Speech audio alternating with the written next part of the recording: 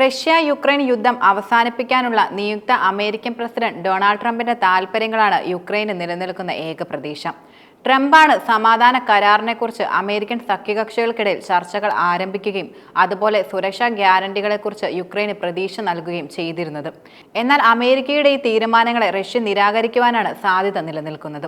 അതിനാൽ ഈ സാഹചര്യത്തിൽ അമേരിക്കയുടെയും യൂറോപ്പിന്റെയും പദ്ധതികളൊന്നും കാര്യമായിട്ട് നടക്കുന്നില്ല എന്നും പറയാം. പക്ഷെ ട്രംപ് എത്തുന്നതിന് മുൻപേ എന്തൊക്കെ ചെയ്യാൻ കഴിയുമോ അതൊക്കെ ചെയ്തു കൂട്ടുക എന്നതാണ് ബൈഡന്റെ പ്രധാന ലക്ഷ്യങ്ങൾ.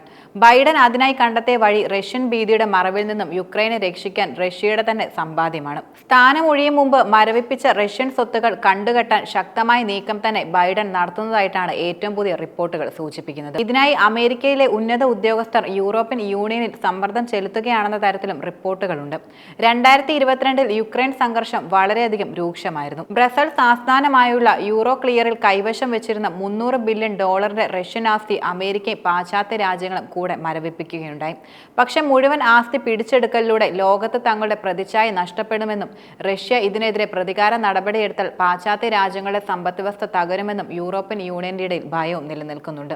അതിനാൽ തന്നെ മരവിപ്പിച്ച റഷ്യൻ ഫണ്ട് പിടിച്ചെടുക്കാൻ യൂറോപ്യൻ യൂണിയൻ വിമുഖത കാണിക്കുകയാണ്. തങ്ങളുടെ ഫണ്ടുകൾ കണ്ടുകെട്ടുന്നത് തികച്ചും നിയമവിരുദ്ധമാണെന്ന് ചൂണ്ടിക്കാണിച്ച് അവ കണ്ടുകെട്ടാനുള്ള പാശ്ചാത്യ രാജ്യങ്ങളുടെ ശ്രമങ്ങൾ പൂർണ്ണമായി മോശമാണെന്നും റഷ്യ ശക്തമായി പ്രതികരിക്കുകയുണ്ടായി.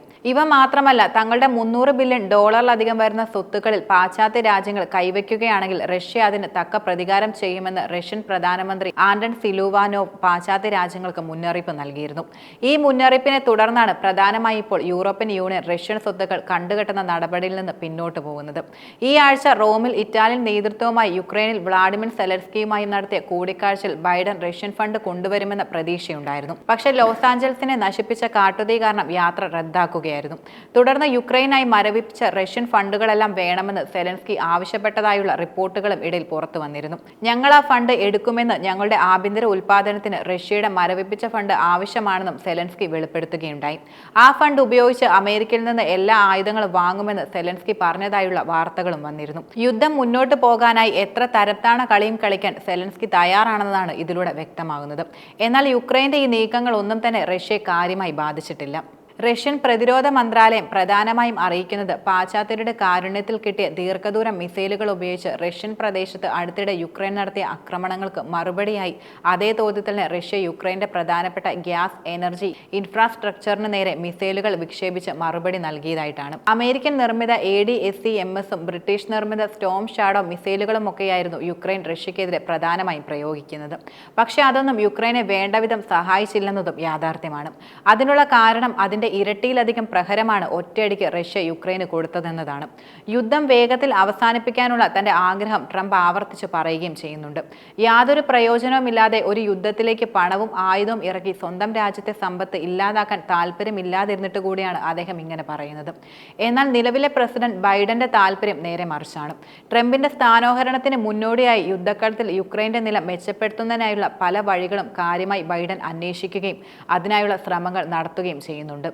അതിനായി റഷ്യൻ ഊർജ്ജം കടത്തുന്ന രഹസ്യ കപ്പലുകൾക്കെതിരെ അമേരിക്ക കഴിഞ്ഞ ആഴ്ച പുതിയ ഉപരോധം പ്രഖ്യാപിക്കുകയും ചെയ്തിരുന്നു.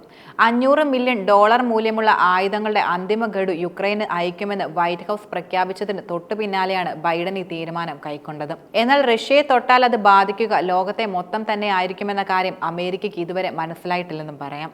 അധികാരം വിട്ടിറങ്ങുന്നതിന് മുമ്പ് കഴിയുന്ന വിധമെല്ലാം യുക്രൈനെ കരകയറ്റാൻ ബൈഡൻ കാര്യമായ ശ്രമങ്ങൾ നടത്തുന്നുണ്ട്. ട്രംപ് വന്നാൽ കൊടുക്കാമെന്നേറ്റ പണം മുഴുവൻ കൊടുക്കുന്നതിന് പകരം ചിലപ്പോൾ അതിന് പകരം യുദ്ധം അവസാനിപ്പിച്ച് ആ പണം സ്വന്തം ഖജനാവിലേക്ക് തന്നെ എത്തിക്കാനായിരിക്കും അദ്ദേഹം ശ്രമിക്കുക.